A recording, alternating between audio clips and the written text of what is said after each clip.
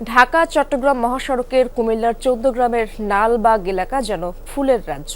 ডিভাইডারে বাহারি ফুল আর সবুজের সমারোহ। এ বিষয়ে আরো জানবো আমার সহকর্মী খোকন চৌধুরীর কাছ থেকে। খোকন, সেই বাহারি ফুলের খবর জানাবেন। মহাসড়ক কেমন দেখছেন আপনি?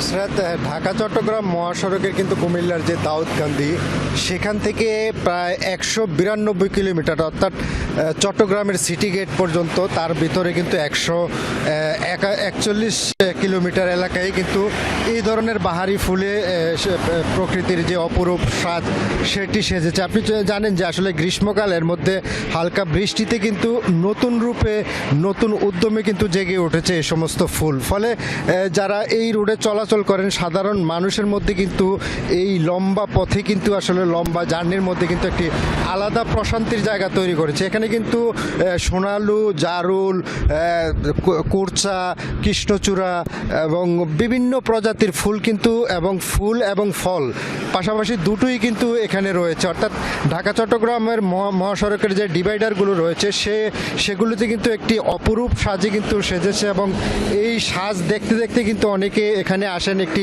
বিনোদনের জায়গা হিসেবেও তৈরি হয়েছে। বিকেলবেলা আসলে কিন্তু এখানে প্রচুর পরিমাণ মানুষের সমাগম দেখা যায় এবং কেউ কেউ কিন্তু দাঁড়িয়ে এখানে সেলফি তোলেন এবং তাদের কিছু সময় কিন্তু এখানে পার করছেন। ফলে ঢাকা চট্টগ্রাম মহাসড়ক একটি যাতায়াতের পথ ছাড়াও কিন্তু আলাদা একটি বিনোদনের জায়গা হিসেবে কিন্তু আসলে যারা এই রোডে চলাচল করছেন তারা কিন্তু এগুলোকে দেখছেন।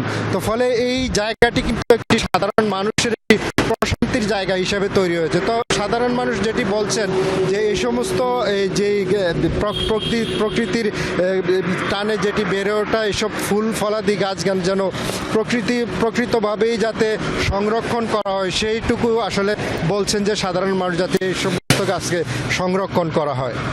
ইশরাত, সকাল সকাল প্রকৃতির সান্নিধ্যে নিয়ে গেলেন আমাদের খোকন, ধন্যবাদ আপনাকে।